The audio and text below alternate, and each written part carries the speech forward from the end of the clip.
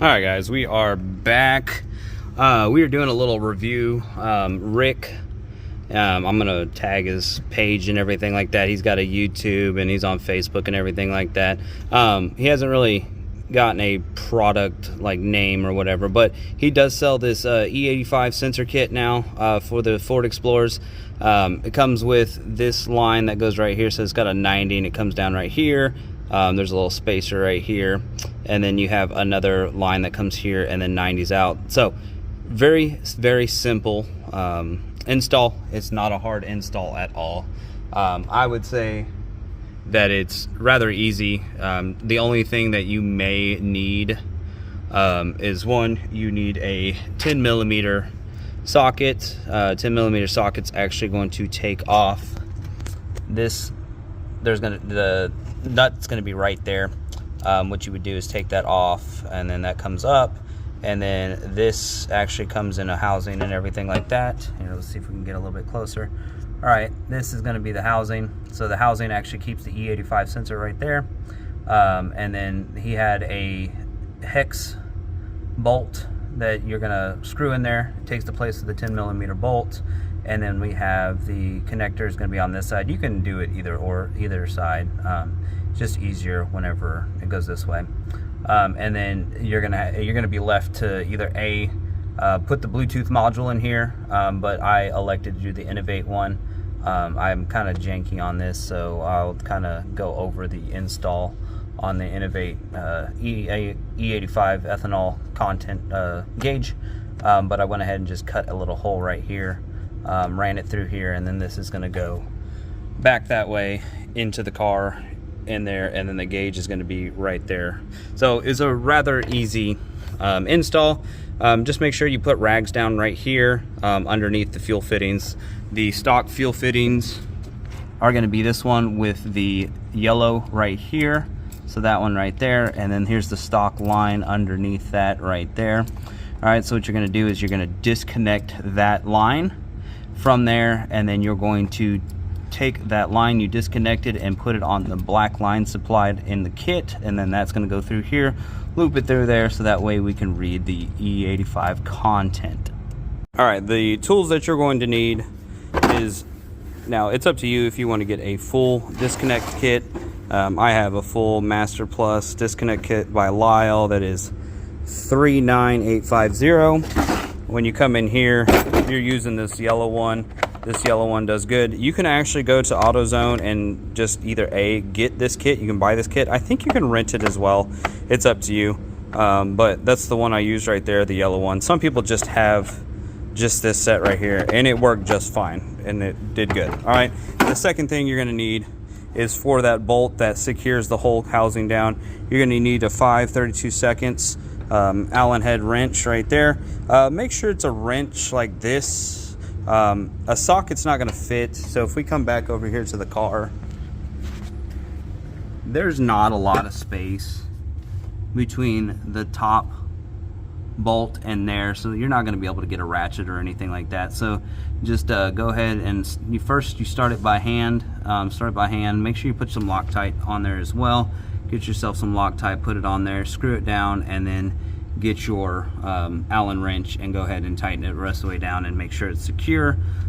He also in the kit did have some zip ties and stuff like that if you wanted to zip tie stuff. Myself, I don't really have as many hoses around and stuff like that, so this is actually very secure for me. Nothing's going anywhere. Just be wary too. A couple things. Number one, go ahead and disconnect the battery when you do this work. Okay, you don't want the vehicle to prime or anything like that while you are sitting there trying to do this job.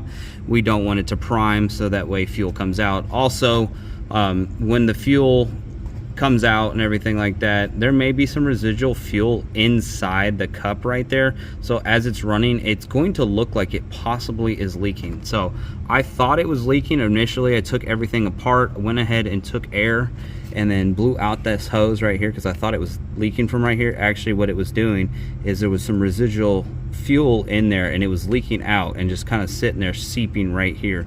So there was actually no leak, it was just fuel sitting there. So just be careful when you're disconnecting and everything like that. When you disconnect it, just keep a rag right here so that it's not falling down right here on your valve cover and everything like that. We just want to make sure that we're trying to keep as less mess as possible when doing this install. So again, shout out to Rick. This is an amazing kit. I know his kits are either going to come with a AC Delco sensor or they're going to come with a Continental.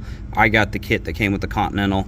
It plugs directly into the Innovate 3-prong plug right there, and then that will actually go, and then like I said, I'm gonna go ahead and plug it into the go through the firewall and everything like that, plug that in so that I can read the E85 content.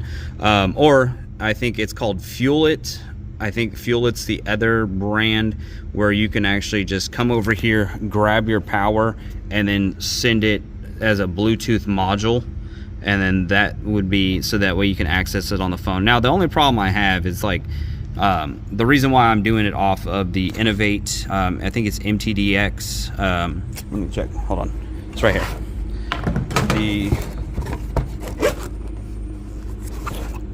Yep, there we go. MTXD, ethanol content and fuel temperature gauge. The reason why I do it off the manual gauge is that I don't have to be on my phone while driving. That's one of the big reasons why I went ahead and opted to get this gauge. Now, there's a couple different ways if you want to mount it. All right, so I still have to get under there and pull everything, but what I went ahead and did is I pulled this trim off right here. You're able to get right here. So I have this ran down in here, and this goes down right here, and then it pops out right here. So we'll go ahead and connect everything like that. I'm gonna have my gauge pod right here, right in front of my face. I'm gonna get a gauge pod and put it right above the sticker. So that way I can see it at, multiple times. Now I know that there's different styles. You can have it right here. I've seen some people get it on the A pillar. I've seen a couple people, there's actually, I think, a 3D printed version that you can get right here, and then your sensor can sit right there. I've seen that one. I think you can also get the P3 one. If you get the P3 one, there's a way that you can connect the P3 to go into the E85 sensor. The P3 one does run off the OBD2. So that's that. And then I also seen one, what you can do, it would take a little bit more work, but I've seen a couple people, what they do is they put it in this section right here. So here's your radio and everything like that.